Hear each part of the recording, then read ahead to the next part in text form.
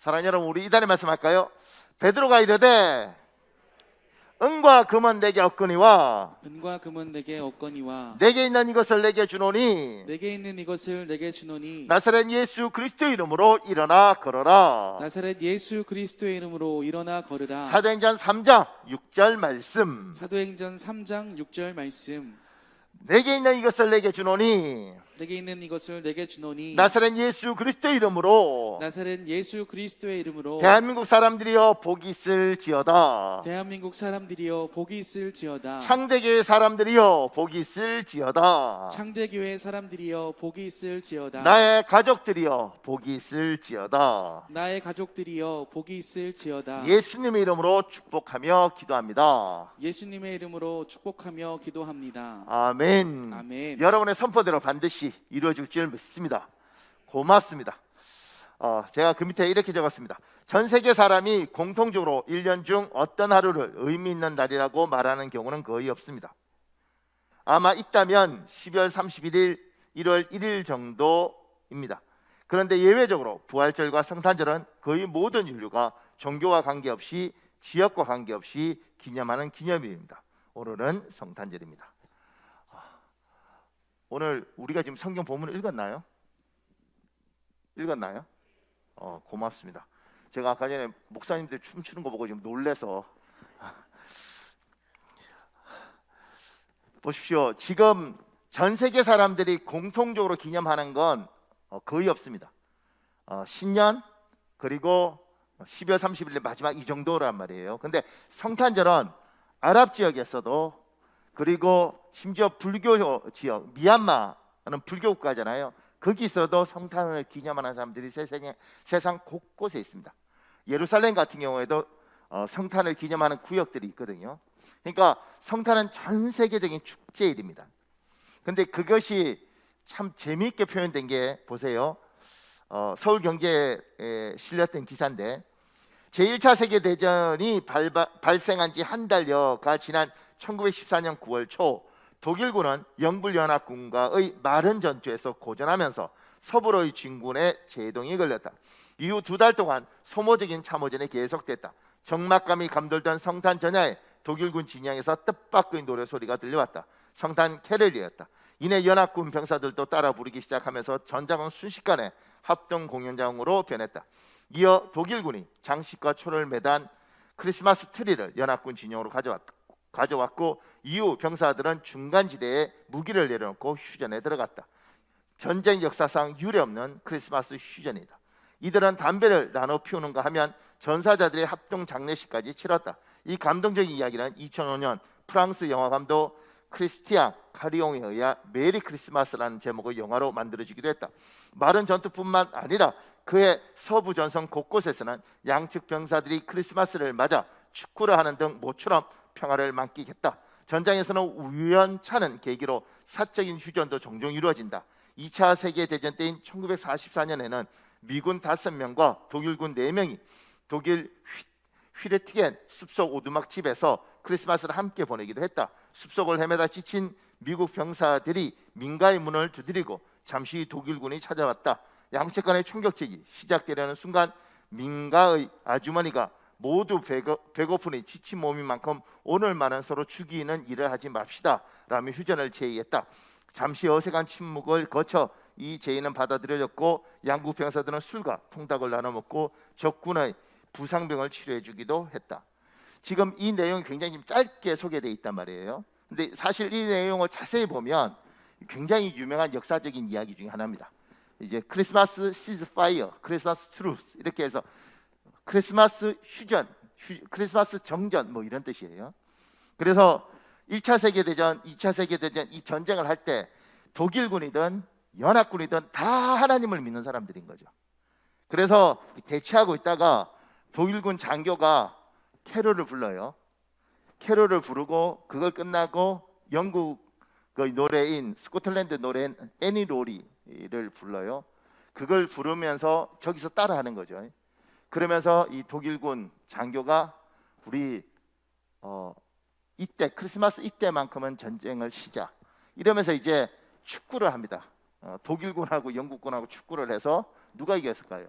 축구는 독일이 이깁니다. 이때도 독일이 이겨요. 뭐 하여튼간 그렇게 하면서 전쟁을 쉬는 거죠. 예수 그리스도를 믿는 사람끼리 전쟁을 하는 것도 웃기지만 그 가운데 우리 크리스마스니까 이때만큼은 전쟁을 하지 말자 이러고 모여서 축구하고. 근데 이 축구하는 사진이 있습니다.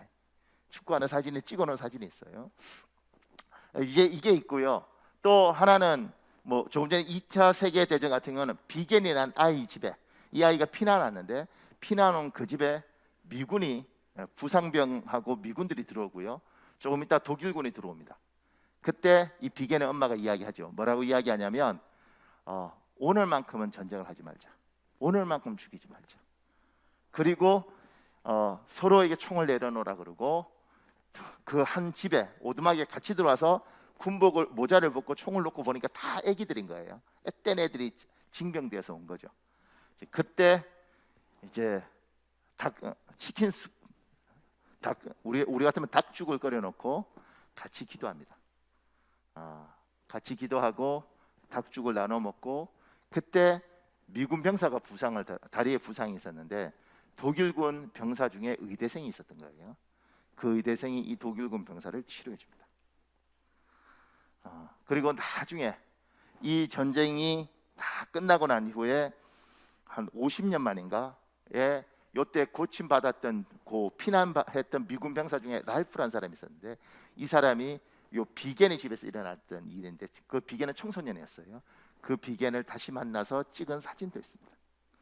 그러니까 성탄절은 전 세계 예수님 오신 날이 전 세계가 기념을 하고 있고 그 기념 속에서 예수님이 태어난 날은 특별한 날이니까 우리 서로 죽이지 말자. 이때만큼은 전쟁을 쉬자. 이런 이야기들을 하는 거죠. 그 밑에요. 성탄절은 세계적인 기념일입니다. 그러나 나라마다 사람마다 성탄절의 의미를 조금씩 다르게 받아들입니다. 성탄절의 진정한 의미는 무엇입니까? 여러분과 저에게 성탄절은 어떤 의미입니까? 이제 성탄절을 각 나라마다 이렇게 기쁘게 받아들이는데 성탄절의 의미를 알고 있을까? 질문해 보는 거죠. 알고 있을까? 제가 생각할 때 15년 전에 중국에서는 성탄절이 있었습니다. 빨간 거 막 팔아요, 이렇게. 그런데 중국어로 성탄지에 이렇게 이야기합니다. 그런데 그 뜻을 아느냐? 이렇게 물어보면 몰라요. 그러니까 중국 아이들한테 성탄절의 의미가 무엇이냐 이렇게 물어보면 니즈다오 성탄지에 이슈마 이렇게 물어요. 그러면 그 사람들이 이렇게 말을 해요. 부츠다오. 근데 몰라요. 그런데 그냥 좋은 날이라고 생각하는 거예요. 그러니까 성탄절의 의미를 모르는 거죠. 그럼에도 불구하고 기념하는 거예요. 지금도 성탄절에 대해서 여러분과 제가 아는 거하고 지금 바깥에서 백화점에서 물건 파는 사람들이 아는 거하고 이게 어디 서로 구제해주고 이 사람들이 아는 거하고 의미가 다를 거란 말입니다. 성탄절의 의미를 나는 알고 있는가? 진정한 성탄절의 의미는 무엇인가? 여러분 누가복음 2장 10절에 있습니다. 열어볼 것이십시오. 시작. 천사가 이르되 무서워하지 말라. 보라, 내가 온 백성에게 미칠 큰 기쁨의 좋은 소식을 너희에게 전하노라. 성탄절의 의미를 각자마다 다르게 이야기할 수 있는데 천사가 이야기해요. 천사가 성탄절을 큰 기쁨의 좋은 소식이라고 말합니다. 이것은 사람이 아니라 천사가 한 말입니다. 거룩하신 하나님을 가장 가까이에서 보좌하는 천사가 이스라엘 사람들에게 성탄절에 대하여 한 말입니다. 성탄절이 무슨 날이냐? 어떤 의미냐? 그랬을 때 이 사람은 천사가 이야기하는 거예요. 온 백성에게 미칠 큰 기쁨의 좋은 소식. 이게 뭐예요? 성탄절인 거예요. 온 백성에게 미칠 큰 기쁨의 좋은 소식. 이게 뭐냐? 이게 성탄절인 거예요.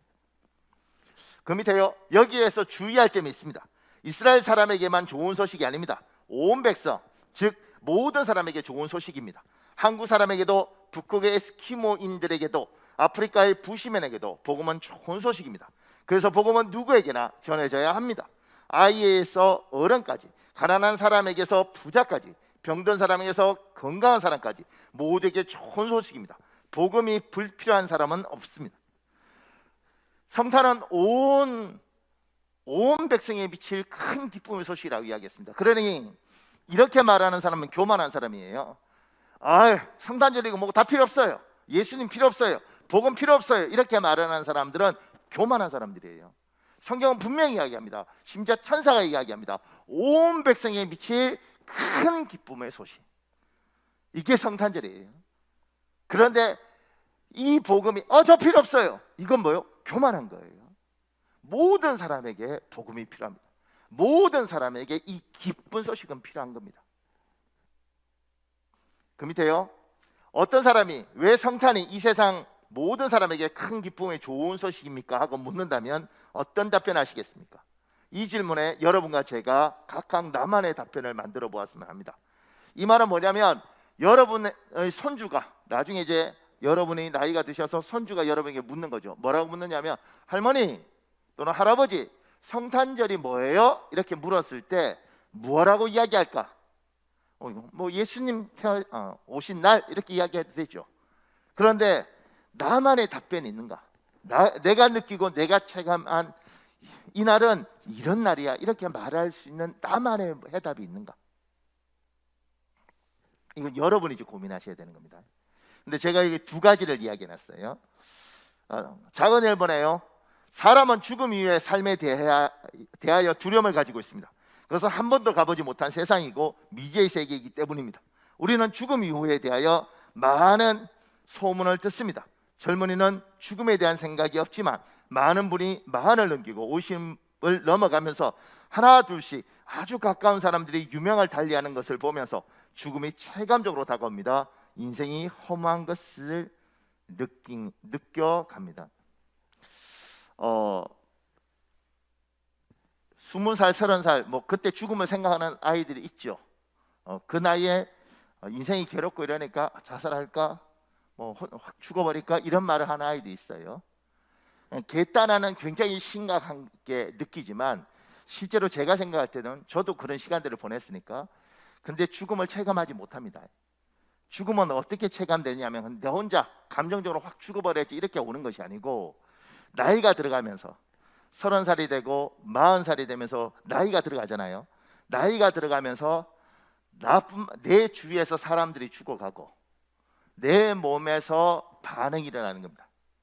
제가 이렇게 하루 10분 예배 동영상을 늘 찍잖아요. 늘 찍다 보니 처음에는 몰랐는데 제 얼굴이 카메라에서 이따만큼 크게 나온답니다.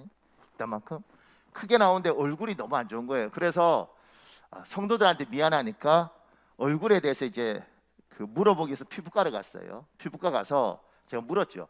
내가 이렇게 얼굴이 좀 이렇게 뭐 얼굴 큰 거야 어떻게 하겠습니까? 그런데 여러 가지 나서 성도들한테 미안해서 이런 것들 좀 깨끗하게 할 수 없나 이렇게 물어봤다고요. 근데 그 의사가 놀라운 이야기를 하더라고요. 무슨 이야기를 하느냐면 목사님 사람이라는 존재가 이 햇볕을 쏘고면 이 자외선을 경험하게 되면 결국은 얼마나 많이 노출됐느냐에 따라서 얼굴에 그 얼굴에 이렇게 우리가 반점 이런 거 하잖아요. 이렇게 번짐 이런 거. 근데 거기는 흑자라고 그래요. 흑자. 검버섯 이걸 흑자라고 그러더라고요. 흑자가 생기는데 이건 어쩔 수 없는 겁니다. 햇볕을 많이 쏜 만큼 아무리 곱게 관리해도 흑자가 생기고 나이가 들면 점점 많아집니다. 이렇게 이야기하더라고요. 그러면서 무슨 생각을 했냐면 나는 내가 청춘인 줄 알았지만 저분이 볼 때는 이미 나는 많이 늙어간 사람이더라고요. 그리고 실제로 우리가 정말 많이 가꾸고 열심히 살아서 그렇지만 우리 주위에서 하나씩 둘씩 죽어가는 사람들을 우리는 지금 보고 있잖아요. 문상을 가야 되고 장례식을 가야 되고 그러면서 죽음이라는 게 서서히 와 닿습니다. 아하, 저렇게 되는구나. 나도 앞으로 30년 기껏 그러면 가겠구나. 그러면서 우리에게 죽음이 와닿습니다. 20살, 30살 친구들도 고민하겠지만 이 친구들은 지금 이 죽음에 대한 것에 관심이 없습니다. 그런데 40이 넘고 50이 되고 60이 넘으면 이게 이제 체감으로 옵니다. 더 놀라운 건 TV에 나오는 우리가 같이 자랐던 저는 제가 가만 생각해보니까 제가 고등학교 때, 대학교 때 이때 이문세 같은 사람, 강석우라는 배우 있었습니다. 그 배우가 처음 나왔을 때는 너무너무 잘생긴 거예요. 뭐 그런 사람들이 이렇게 세대를 풍미했는데, 그런 사람들이 이미 60대 중반의 나이가 된 것들을 보면서, 아하, 저 사람들이, 나도 이만큼 나이가 들고 저 사람들도 저만큼 나이 들고, 저기도 기껏 있어봤자 한 2, 30년? 이렇게 해서 다 가는구나. 인생이 이렇게 결국은 죽음을 향해서 가는구나. 이걸 나이가 들면 인정할 수밖에 없고 인식할 수밖에 없습니다. 그리고 이런 생각이 들죠. 죽음은 그냥 끝나나? 그게 끝인가? 그 밑에요. 어떤 사람이 천국은 존재하지 않는다고 생각해도 우리는 살면서 끊임없이 생활 속에서 천국에 대하여 듣게 됩니다. 지옥이 존재하지 않는다고 생각해도 우리는 살면서 끊임없이 생활 속에서 지옥에 대하여 듣게 됩니다. 천국과 지옥에 대해서 천국이 어디 있어? 지옥이 어디 있어? 이렇게 말을 해도 장례식장 가면 천국에서 편히 쉬소서 이렇게 이야기하고, 장례식장 가면 요단강 며칠 후 요단강 건너가 만나리 이런 이야기하고, 서로 화가 나 싸우면 너 같은 놈은 지옥 갈 거야 이렇게 욕하는 이야기를 들으면서 천국과 지옥은 내가 아무리 부정해도 내 주위에 문화적으로 쫙 깔려 있습니다. 그리고 그 이야기를 듣습니다. 그리고 그냥 있을 때는 이렇게 말할 수 있죠. 천국이 어디 있어? 지옥이 어디 있어? 이렇게 막 말을 뱉을 수 있지만 어느 순간인가 그걸 뱉을 수 없다는 걸 알게 됩니다.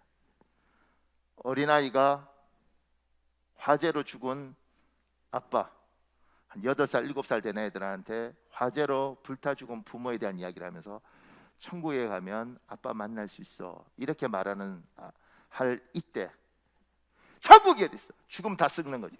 이렇게 말을 할 수는 없지 않습니까? 천국과 지옥을 부정할 때 부정할 수 없는 상황들이 있고, 그 부정하는 것이 얼마나 어떤 사람에게 잔인한 행동을 하는 것인지 인식할 수밖에 없는 상황들이 생깁니다. 천국과 지옥에 관한 이야기는 끊임없이 들려오고 우리 주위에 산재해 있습니다. 여기는 존 버니라는 사람이 쓴 책이 있습니다. 이 사람이 에페네투스라는 사람을 들어서 천국과 지옥에 관한 이야기를 해요. 그래서 이 존 버니가 쓴 책에 에페네투스라는 사람이 천국과 지옥을 경험합니다. 그 내용 중에 이런 내용이 있습니다. 보세요. 내 안내자가 대답했다. 우리는 지금 지옥의 경계에 와 있습니다. 저것들은 우는 사자처럼 돌아다니는 타락한 영들입니다. 이내 우리는 밤보다 훨씬 더 짙은 어둠에 둘러싸였다. 불타는 유황 냄새보다 훨씬 더 지독한 악취가 났다. 또한 내기에는 지옥에 떨어진 사람들의 무시무시한 부르짖음이 들렸다. 그들이 부르짖는 소리에 비하면 지상의 가장 시끄러운 소리는 아름다운 음악으로 들릴 것이다. 더 끔찍하고 슬픈 장면들을 보았다. 고문하는 영이 어떤 여자의 목에 불타는 유황을 계속 밀어넣고 있었다. 악마는 극히 잔인하고 무례한 태도로 그렇게 하고 있었기에 내가 그에게 물었다. 왜 너는 저 저주받은 불쌍한 영혼을 고문하기를 그렇게 기뻐하며 그녀의 목구멍에 지옥의 액화를 들이붓는 것이냐? 그러자 악마가 대답했다. 이것은 죄에 대한 대가보다 더 가혹한 것이지, 이 여자는 지상에 살 때 너무 탐욕스러워서 아무리 많은 금을 소유하더라도 만족하지 않았다. 그래서 계속 그녀의 목구멍으로 그것을 붓고 있는 것이다. 그녀는 금을 얻을 수 있기만 하면 다른 사람의 삶을 파괴하는 것을 개의치 않았다. 그녀는 자기가 쓸만한 것보다 훨씬 더 많은 재물을 모았으며 돈을 너무 사랑해서 기본적인 생활을 위해 돈을 쓰는 것도 아까워했다. 그래서 주머니가 가득해도 때로 밥을 먹지 않았다. 그녀는 세금을 낼까봐 집도 소유하지 않았으며 도둑을 맞을까봐 돈을 가지고 다니지도 않았다. 사기를 당할까봐 채권이나 담보대출에 투자도 하지 않았다. 자기는 정작 늘 모든 사람에게 사기를 치면서도 자신은 너무 대단한 사기꾼이라서 자기의 몸을 위한 음식을 먹지 않았고 자기 영혼에도 자비를 베풀지 않았다. 지상에서 금이 신이었기 때문에 지옥에서 금으로 배를 가득 채우는 것이 그녀에게 보상이지 않겠느냐. 그녀를 고문하는 자가 말을 마친 후 나는 그녀에게 이 모든 것이 사실인지 물었다. 이에 그녀가 대답했다. 아니요, 안타깝게도 그게 아니에요. 그래서 내가 물었다. 왜 사실이 아니란 말입니까? 왜 당신은 그것이 사실이 아니라고 비통해하는 것입니까? 그는 금을 내 목에 붙는다고 당신에게 말했지만 그는 거짓말을 하는 악마이므로 거짓되게 말을 하는 것입니다. 만일 그것이 금이었다면 난 절대로 불평하지 않을 것입니다. 그는 나를 놀리고 있는 것입니다. 금 대신에 이 지독한 냄새가 나는 유황을 줄 뿐이기 때문입니다. 만일 그것이 금이라면 내가 기뻐했을 것입니다. 그것을 소유하는 것이 나에게 너무 가치가 있어서 금으로 천국 입장권을 살 수 있다 하더라도 나는 천국 입장권을 사려고 금을 사용하지 않을 것입니다. 내가 인도자에게 말했다. 지옥에 있는 불쌍한 영혼이 영원토록 고통을 받으면서도 이토록 재물에 대한 탐욕이 큰 것을 들으니 놀랍습니다. 이에 인도자가 말했다. 당신은 모든 악 중에 돈을 사랑함이 가장 큰 죄라는 것을 알 것입니다.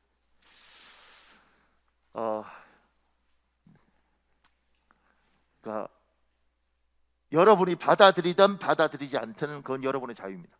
근데 성경은 분명히 말합니다. 이 세상이 끝나고 나면 이 세상으로 끝나는 것이 아니라 이 세상 이후엔 다음 생이 있는데 그 생은 불교에서 말하는 것처럼 개로 태어나고 닭으로 태어나고 이게 아니고 다음 생은 천국과 지옥이다.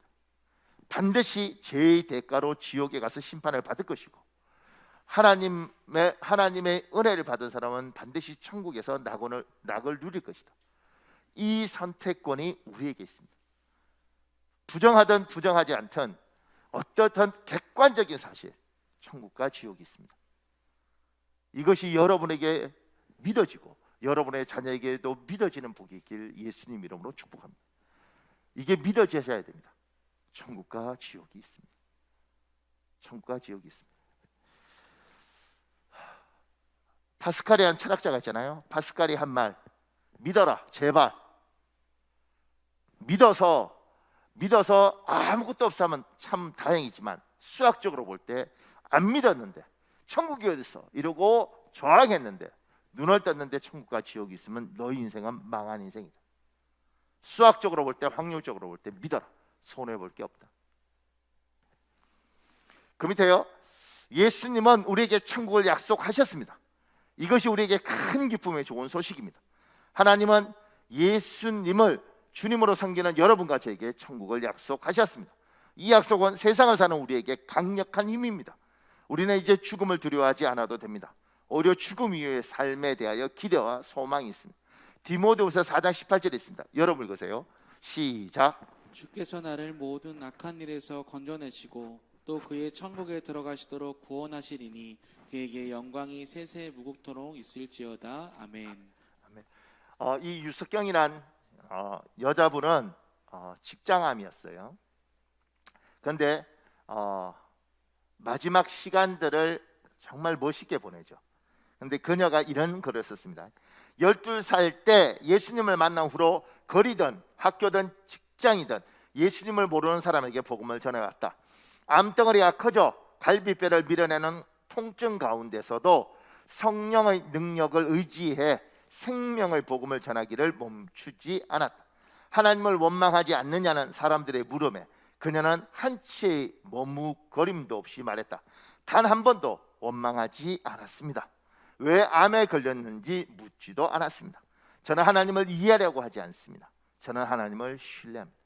그녀는 많은 그리스도인들이 복음을 죽고 나서 천국 가는 것으로만 여기는 것을 통탄해했다. 복음의 능력은 이 땅의 어떠한 현실도 넉넉히 이기는 놀라운 것임을, 심지어 죽음마저 이기는 능력임을 자신의 삶에서 직접 경험했기에 그녀는 더욱 거침없이 선포했다. 이 사람은 천국과 지옥에 대한 확신을 가졌고 아무리 힘들어도 예수 그리스도를 믿고 그 믿음으로 이 얼음을 헤쳐나갈 수 있다고 믿었어요. 여러분에게는 천국과 지옥 중에 예수를 믿는 우리에게 하나님이 천국을 약속하셨습니다. 이 땅에서 이 세상을 끝나고 났을 때의 두려움이 우리에게 없습니다. 여러분과 제가 나이가 들면 반드시 노화가 오고 우리 몸에 연약한 부분이 있고 많은 경우가 큰 병을 앓을 가능성이 있습니다. 그렇게 걸려서 유명을 달리하는 상황들이 생길 때, 세상 사람들은 하루라도 더 살기 위해서 발버둥 칠 때, 그래서 우리도 물론 살아야죠. 그런데 우리에게는 이 세상을 떠나면 천국이 있다는 위로, 그리고 그 천국에서 하나님이 주신 또 다른 인생, 세상이 있다는, 삶이 있다는 그 위로, 이게 우리의 힘입니다. 그래서 죽음 앞에서 당당할 수 있는 거죠. 조금 더요, 여기에서 주의할 점이 있습니다. 우리는 이 세상을 대충 살지 않습니다. 우리는 천국의 삶은 가치 있고 이 세상의 삶은 가치가 없다고 생각하지 않습니다. 딱 한 번 우리에게 주어진 이 세상의 삶을 소중하게 가치 있게 살기 위해 우리는 바지런을 떨어야 합니다. 제가 시 하나 가져왔어요. 보세요. 이 유명한 시인데요. 너에게 묻는다. 연탄재 함부로 발로 차지 마라. 너는 누구에게 한 번이라도 뜨거운 사람이었느냐. 반쯤 깨진 연탄, 언젠가는 나도 활활 타오르고 싶을 것이다. 나는 끝 닿는 데까지 한번 밀어붙여보고 싶은 것이다. 죽어도 여기서 찬란한 끝장을 보고 싶은 것이다. 이 시가 좀 더 긴데 제가 중간중간 잘랐어요. 우리가 지금 기독교인들이 잘못 생각할 수 있는 게 뭐냐면, 주님 우리에게 천국을 주셨어요. 천국은 영원하고 이 땅은 기껏 해봤자 100년, 120년이잖아요. 그러다 보니 어떤 경향이 있느냐면, 이 땅은 별로 가치 없다고 생각하는 거예요. 빨리 죽어서 천국 가면 좋은 세상이지, 여긴 지긋지긋해, 아유 빨리 가야지, 이렇게 이야기하는데 이건 기독교적인 사고가 아니에요. 성경적인 사고방식이 아닙니다. 하나님은 여러분과 저에게 이 땅을 주셨습니다. 딱 한 번 살아볼 수 있는 인생을 주셨습니다. 이 한 번 살아본 인생을 어떻게 살 것인가, 하나님이 우리에게 주어진 인생을 우리가 어떻게 한번 살아볼 것인가, 바지런을 들고 살아야 되는 겁니다. 최선을 다해서 살아야 되는 것입니다. 그걸 하나님께서 우리에게 요구하신 거죠. 제가 며칠 전에 우리 둘째하고 저녁에 둘이 앉아서 이런저런 이야기하는 거예요. 그러면서 제가 이제 벌써 내년에는 대학생이 되니까 대화를 할 수 있잖아요. 이제 그러니까 이 아이한테 이렇게 이야기했죠. 다혜라, 아빠가 41살, 42살 때까지 아빠 이력서를 보면 사람들이 이 이력서에 대해서 이거 가짜다 이렇게 말을 한다. 왜냐하면 절대 물리적 시간으로 내 나이에 이력서가 이렇게 될 수가 없다. 그런데 물리적으로는 그렇게 될 수가 없는데도 불구하고 아빠는 그렇게 해왔다. 왜냐하면 항상 두 가지 일을 했다. 목회를 하면서 대학원을 다니고, 직장생활을 하면서 대학원을 다니고, 공부를 하면서 필리핀에서 교회를 맡아서 매년 1년을 동안 계속 제가 영어로 설교했어요.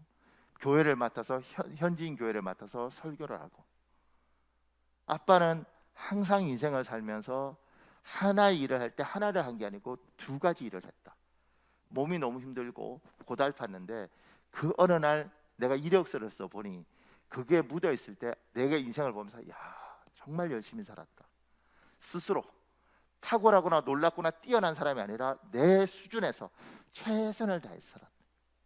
한 번 있는 인생, 하나님이 주신 인생, 정말 살아볼 수 있는 만큼 한번 열심히 살아본 것도 보람이 있다. 저희 둘째 아들한테 제가 한 이야기죠. 저희 둘째 아들이 그걸 듣고 할렐루야 아버지 존경합니다, 저도 그렇게 살겠습니다, 이렇게 이야기하지 않죠. 이렇게 이야기하죠. 그러고 기대하면 상처 커요. 그냥 다 듣고 네 이러면 끝이죠. 그런데 한 번 주어진 인생입니다. 천국에 가서 그 본향에서 영원한 안식을 누리겠죠. 이 땅에서 어떻게 살아볼 것인가, 어떻게 살아갈 것인가. 할 수만 있다면 내가 하나님께 뭘 한번 해드려 볼까, 저분한테 내가 뭔가 좀 은혜 받았는데 은혜 한번 갚아볼까, 뭐 이런 마음들. 천국에 가서 예수님 만나서 그래도 할 말이 좀 있었으면 좋겠다. 너 어떻게 살았니? 그랬을 때 뭔가 하나님 제가요 이런 말 좀 할 게 있었으면 좋겠다. 조금 더요. 작은 이번에 우리는 성부, 성자, 성령 삼일체 하나님을 믿습니다. 우리 하나님이 이 세상을 만드셨습니다. 이 세상을 통치하고 계십니다. 이 세상의 주인이십니다. 이것이 우리에게 큰 기쁨의 좋은 소식입니다. 여러분과 제가 믿는 하나님이 이 세상의 주인이십니다. 세상 사람들이 신이 여러 개 있다는 거죠. 이 신도 있고 이 신도 있고 이 신도 있고. 그러니까 마음 편하게 해서 믿으니까 아무 시대에 믿어라 이렇게 이야기하죠. 우리 기독교는 이 세상 사람들이 그렇게 이야기할 때 그 부분에서 단호히 노 이렇게 이야기합니다. 그래서 우리는 독선적이고 우리는 세상 사람들이 볼 때 참 미안합니다, 재수 없습니다. 왜냐하면 자기들만 옳다고 이야기를 하는 거예요. 우리는 이 부분에 타협하지 않습니다. 우리는 우리 하나님 외에 신이 없다고 이야기합니다. 우리 하나님 외에 다른 것들은 잡신이라고 이야기하고 귀신이라고 이야기하고 사탄이라고 이야기합니다. 우리는 우리 하나님만 하나님이십니다. 우리 하나님만 창조주이십니다. 이 부분에 우리는 타협이 없습니다. 그렇다고 괜히 절에 가서 하나님만 이렇게 하지 말고 그냥 그 사람들 살도록 냅두고. 근데 분명한 건 우리 마음에 명확한 거예요. 이건 양보도 없고 타협도 없습니다. 그러니까 우리 태국에 있던 홍경환 선교사님 그 이야기 하잖아요. 자기가 태국 사람 전도해서 그 태국 남부는 완전히 타이 사람들인데 전도해서 그 아줌마가 교회를 다녔다는 거예요. 다니는데 가다 보니 태국에 우상들이 많이 있으니까 절도 많고 이 아줌마가 가다가 절을 하더라는 거예요. 그 우상 이렇게 있는데 그 많거든요. 이렇게. 그러니까 우리 홍경환 선교사님 이 이야기 한 거죠. 아니 우리 교회를 다니는데 왜 여기 절을 하느냐고. 우리는 하나님만 섬기지 다른 잡신들 섬기면 안 된다고. 하지 말라고 앞으로. 그러니까 이 아줌마가 그 다음부터 교회를 안 오는 거예요. 교회 안 오시는 거예요. 왜 교회 안 오냐고. 그러니까 이렇게 말하죠. 내가 하나님 좋은 분인 줄 알고 믿었는데 아주 나쁘다고. 지만 섬기라고 이야기한다고. 자기만 아주 나쁘다고. 착하면 여기도 섬기고 저기도 섬기고 저기도 섬기고 이래야지. 자기만 아주 나쁘다. 그 사람 말이 인간적으로 보면 훨씬 논리적이고 타당성이 있죠. 그렇잖아요. 우리 못 됐잖아요. 우리만 섬기래. 자, 질문하겠습니다.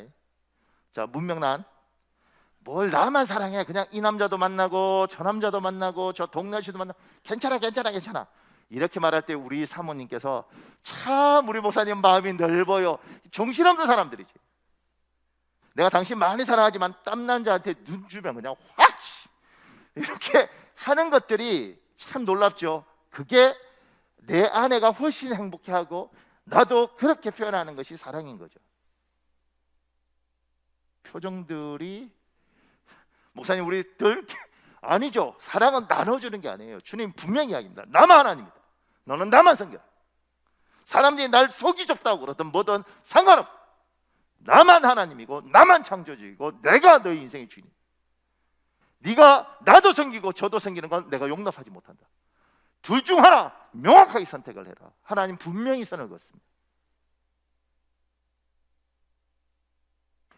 또 이 설교 듣고 왜 교회 안 오세요?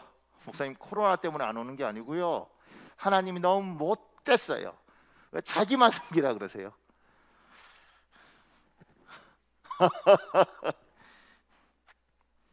우리는 그 부분에 대해서는 양보가 없습니다. 조금 더요. 하나님이 세상을 창조하셨습니다. 사람에게 하나님이 창조하신 세상을 관리하도록 하셨습니다. 그리고 하나님은 하나님 보시기에 좋은 세상, 사람이 살기에 아름다운 세상을 기대하셨습니다. 미가서 6장 8절 여러분 읽으십시오. 시작. 오 사람아, 무엇이 좋은지 이미 그분께서 내게 말씀하셨다. 여호와께서 내게 원하시는 것은 공의에 맞게 행동하고 긍휼을 사랑하며 겸손히 내 하나님과 함께 행하는 것이다. 아모스 5장 24절도 있습니다. 여러분 읽으십시오. 시작. 너희는 다만 공의가 물처럼 흐르게 하고 정의가 마르지 않는 강처럼 흐르게 하여라. 하나님이 세상을 만드시고 사람에게 이 세상을 관리하도록 하셨습니다. 그리고 공의가 정의가 이렇게 흘러가도록 하나님은 원하셨습니다. 그 밑에요. 사람이 관리하는 세상은 시작부터 지금까지 한 번도 공의롭지 못했습니다. 사람이 통치하는 세상은 인류 역사상 단 한 번도 정의롭지 못했습니다. 허점 많고 오류 많은 사람이 주인된 세상은 항상 문제투성이었습니다. 이것이 여러분과 제가 사는 세상입니다. 이것은 팩트입니다. 제가 이런 말 하면 어떤 사람이 이야기해요. 아유 목사님 무슨 소리예요. 세종대왕 때 너무 괜찮았다고. 세종대왕 때 괜찮긴 뭐가 괜찮아요. 우리가 아름답다고 이야기해서 그렇지 세종대왕 때가 정말 괜찮은 때가 우리 인류 역사에 있었을 것 같습니까? 세종대왕 때 양반이 있고 종놈이 있던 사회예요. 때마다 중국에서 조선 사람들, 그러니까 그 당시 세종대왕 때 조공 바치라 그러면서 여자애들 궁녀로 갖다 바치라고 이야기했어요. 그때 누구 갖다 바쳤을 것 같아요? 그런 시대가 아름다운 세상이에요. 요순임금 때 태평성대라 그래요. 중국에 정말 요순임금 때 태평성대였을까? 그때 하루 세 끼 제대로 먹었을까? 북한에서 김일성이라는 사람이 혁명하면서 했던 게 이밥에 고깃국인데 쌀밥에 고깃국 먹던 세상이었을까? 그렇지 않습니다. 인류 역사는 한 번도 정의롭고 평화롭고 그러지 않았습니다. 우리 자체가 정의롭지 않아요. 그러니까 여러분 이 땅 살면서 지금 이 대한민국에 살면서 세상이 왜 이러냐고 다 분리를 해버리겠다고 이러지 마십시오. 인류 역사는 한 번도 정의롭지 않았고 사람들이 노력하는 모습들이 있었을 뿐이지 인간 자체가 이기적이고 탐욕적이라서 정의를 외치던 사람도 권력을 가지면 그 위에서 딴 행동들을 할 수밖에 없는 것이 인간 세상이었습니다. 세상은 그렇습니다. 그래서 하나님 이렇게 말하죠. 전도서 7장 29절에 있습니다. 여러분 읽으십시오. 시작. 내가 깨달은 것은 오직 이것이라. 곧 하나님은 사람을 정직하게 지으셨으나 사람이 많은 꾀들을 낸 것이니라. 현대어 성경도 재밌습니다. 여러분 읽어볼래요? 시작. 내 모든 연구를 종합하건대 하나님께서는 인간을 단순하고 정직하게 지으셨으나 인간은 온갖 수단과 음모를 꾸며내고 있다. 사람들이 이기적이고 탐욕적인 꾀를 깨면서 이 세상은 참 공의가 정의가 그렇게 흘러가지 않는 세상입니다. 하나님이 기대했던 세상하고 많이 다른 세상입니다. 그 밑에요, 창세기에 나오는 야곱의 고백처럼 여러분과 저는 험악한 세상에 살고 있습니다. 그래서 모든 인생은 고단합니다. 험악한 세상에서는 그곳을 지배하는 사람도 고단합니다. 험악한 세상에서는 그곳에서 지배당하는 사람도 고단합니다. 우리 창세기 47장 9절이 있습니다. 여러분 읽으십시오. 시작. 야곱이 바로에게 아뢰되 내 나그네 길의 세월이 130년이니이다. 내 나이가 얼마 못되니 우리 조상의 나그네 길의 연조에 미치지 못하나 험악한 세월을 보내었나이다 하고. 여러분과 제가 사는 세상이 아무리 좋아도 결국은 험악한 세상입니다. 가진 사람도 못 가진 사람도 지배하는 사람도 지배당하는 사람도 험악한 세월을 살고 있습니다. 우리가 지금 그거 느끼잖아요. 진짜 풍요롭게 삶에도 불구하고 우리 힘들어하지 않습니까? 그 밑에요, 여러분과 저는 험악한 세상에 살고 있습니다. 그런데 우리에게 예수님이 친히 찾아오셨습니다. 우리 마음의 문을 두드리셨습니다.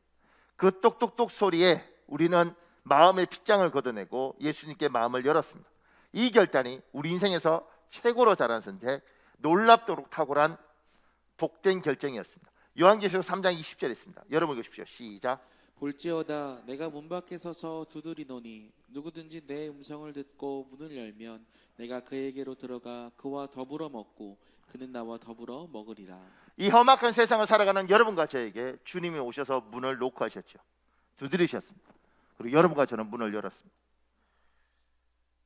그 밑에요, 그냥 요 폴 워시의 글은 여러분 읽어보십시오.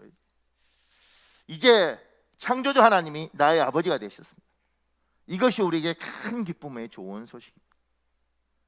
갈라디아서 4장 6절 이렇게 이야기합니다. 너희가 아들이므로 하나님이 그 아들의 영을 우리 마음 가운데 보내사 아빠 아버지라 부르게 하셨느냐. 그 밑에요, 나의 아버지가 되신 창조주 하나님이 그 무한하신 창조의 능력으로 자녀인 여러분과 저에게 더욱 좋은 것을 주고 싶어 애달파십니다. 마태복음 7장 11절 이렇게 되어 있습니다. 악한 사람이라도 자기 자녀에게 좋은 것을 주려고 애쓰는데 하물며 하늘에 계신 너희 아버지께서 그리고 제가 주저앉혔죠. 그 뒤에요, 더욱 좋은 것을 주시지 않겠느냐. 자녀에게 하나님이 더 좋은 걸 주려고 그러죠. 이게 하나님의 마음입니다. 그리고 하나님의 백성이 요구하죠. 구하는 사람에게 구하길 바라죠.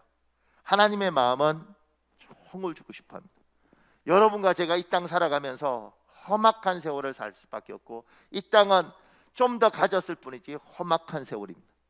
이 땅은 좀 더 누리고 있을 뿐이지 험악한 세상입니다. 그 험악한 세상에서 주님이 오셨습니다. 그리고 문을 두드리셨습니다. 제 같은 경우는 마음의 문을 열었습니다.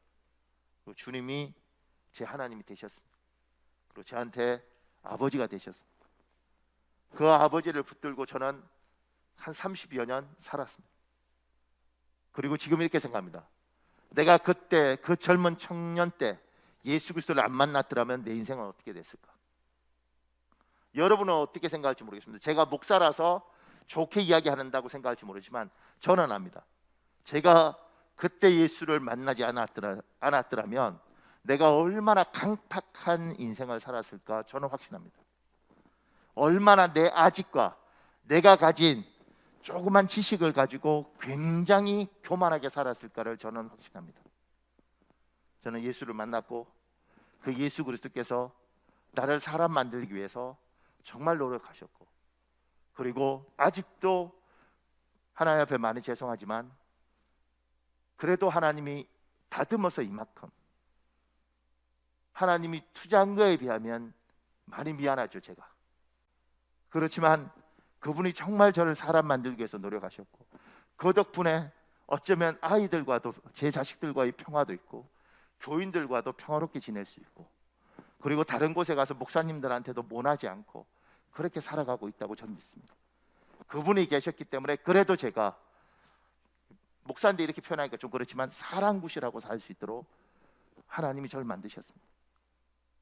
이 험악한 세상에 험악한 세월을 살아가는 저에게 주님이 손잡아 주셨고, 내가 네 아버지 되어 주겠다고 이야기하셨고, 그 아버지를 내가 받아들였을 때 아바 아버지로 살았습니다. 성탄절의 의미는 그렇습니다. 온 세상 모든 사람에게 미칠 큰 기쁨의 소식. 얘야, 내가 이 땅, 이 험악한 땅이 끝나고 나면 그걸로 끝나지 않고 천국이 있다. 그러니까 이 땅에서 너무 비굴하게 살지 말아라. 이 땅에서 여기 아니면 안 될 것처럼 바들바들 떨면서 그렇게 살지 말아라. 기껏 해봤자 100년이면 이 세상 손 놓고 와야 된다. 하늘나라가 있다. 너무 그렇게 살지 말아라. 열심히 살고 부지런히 살고 바지런히 사는 건 살지만 그렇게 지금 이 지옥에서 이 꿈용으로 용암을 들이마시면서 색깔이 황금하고 똑같잖아요. 그렇게 부어주는 걸 마시면서 이게 금이었으면 내가 좋겠다고 이야기하는, 저렇게 제발 살지 말아라. 하나님이 천국을 주겠다고 기쁜 이야기를 하고 우리에게 내가 너희 아버지 되어 주겠다고 이야기하셨습니다. 사랑하는 여러분, 우리 한 6분 정도 기도하고 제가 마칠 텐데요, 오늘 주신 말씀 중에 어떤 말씀의 성령께서 여러분의 마음을 두드십니까? 그 말씀 붙들고 이 시간에 주여 한번 간절히 부르시고 우리 한 6분 정도 기도하겠습니다. 주여, 아버지 하나님 여호와여 도와주시옵소서. 아버지 하나님 여호와여 도와주시옵소서.